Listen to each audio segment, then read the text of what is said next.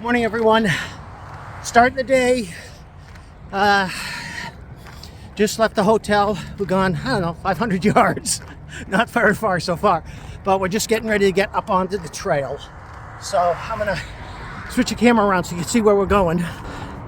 That pedestrian bridge right there, that's actually on the trail. So I'm going to be heading up there.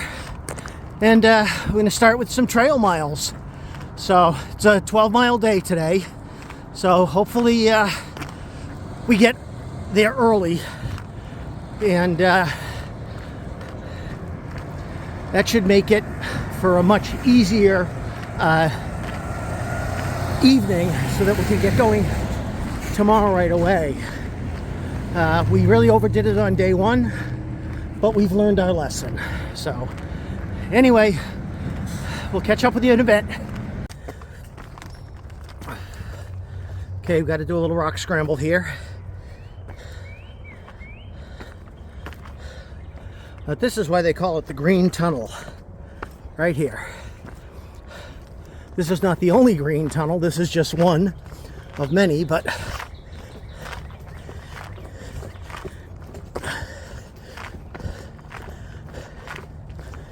really quite amazing. We're in about, I don't know, half a mile or so. So as soon as you get off the main road, you go right back into this. It's really incredible how they've routed the trail through such wonderful landscapes. And some sort of power line or gas line or something comes through here. They've got it all cleared out. But anyway, continuing on. See you down the trail. So we just popped out of the woods right here, and we're going to be heading down path right there. But this was just right here in the middle of nowhere. There's just a great big field and everything. Very interesting, very old. Sean's already in there taking some pictures for Stephanie because she's gonna love this kind of thing.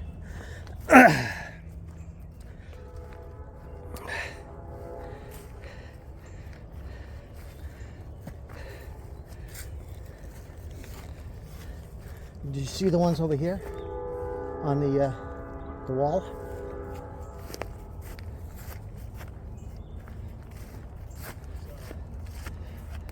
Oh, it looks like they. Headstones. Okay. Footstones. Stephanie and I actually have a footstone that we did not steal from a graveyard. We got it at an antique store. From somebody who stole it From somebody in a graveyard.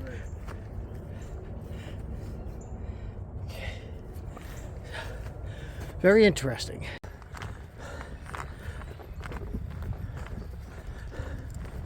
Just popped out of the woods into another field.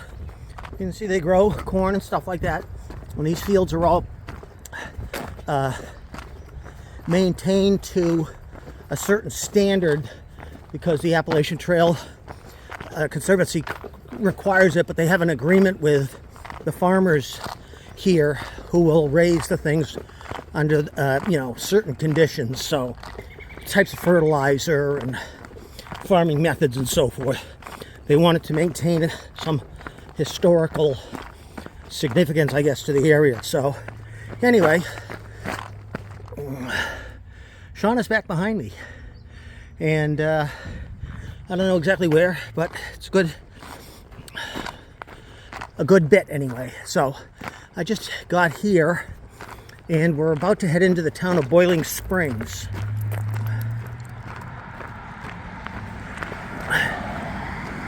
And it looks like, yeah. It looks like we're going right across the street here. And we head off.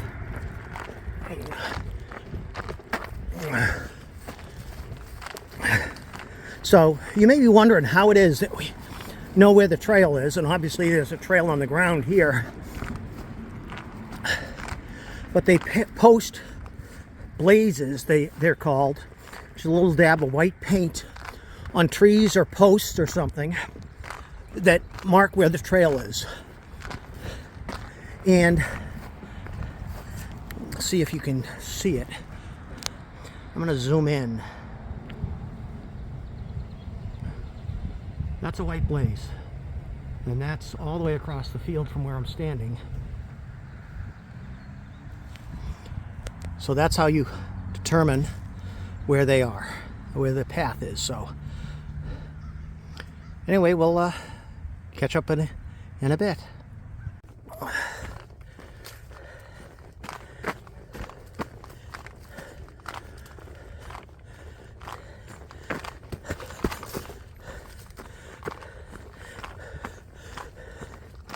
This is what lulls you into a false sense of what the Appalachian Trail is. Yeah, hardly a rock, occasional root you got to watch out for. Yeah. A couple of hours we're going to be scrambling up another 500 feet in elevation to 1,000 feet, so it's going to be a day.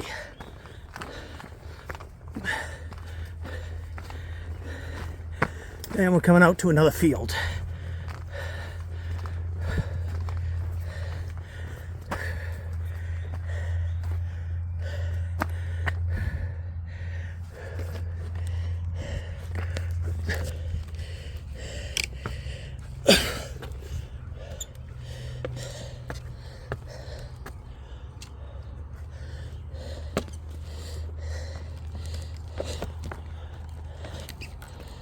What's your opinion?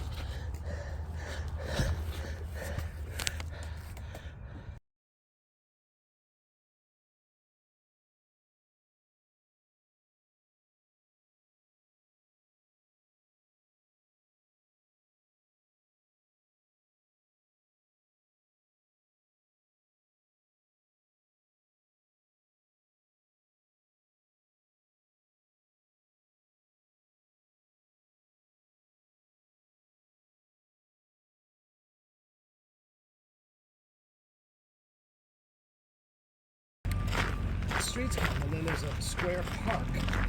So you have to go around that square. Yeah. And they're pretty regular. The big one and the main one is four-sided. But there's another like 9 of them around it or something. It's really beautiful.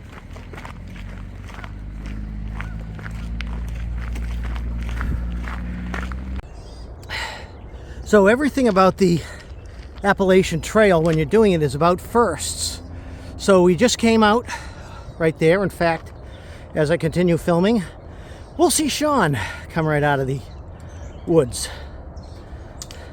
And then we have our first railroad crossing.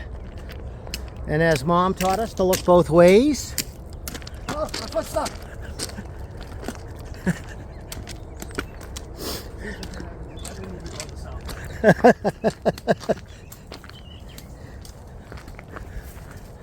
And we're back into the woods.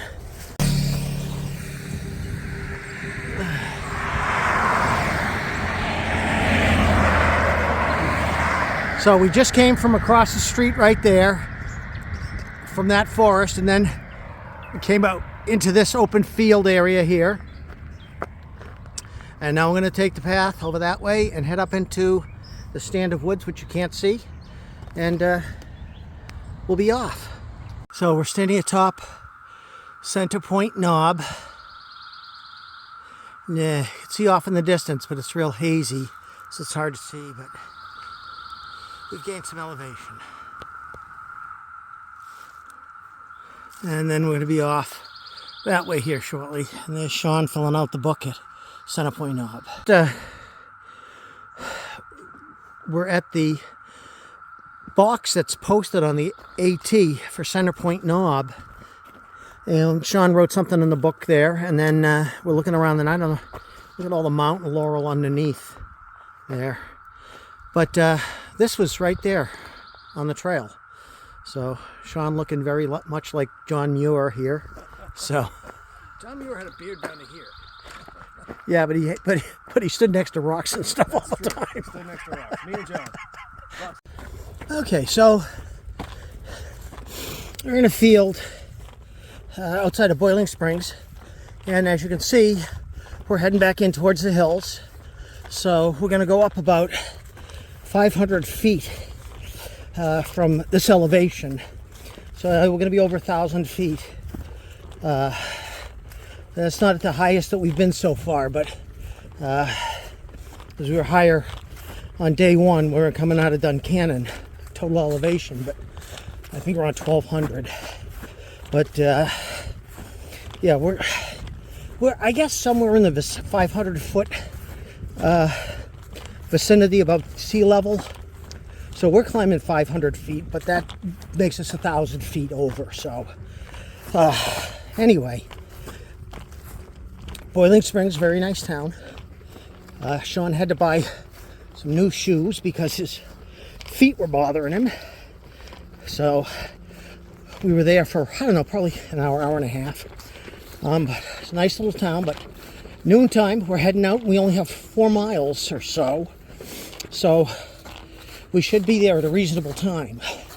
So anyway, we just wanted to show you a little bit about hiking, where we're heading off to. So we just got to our first campsite.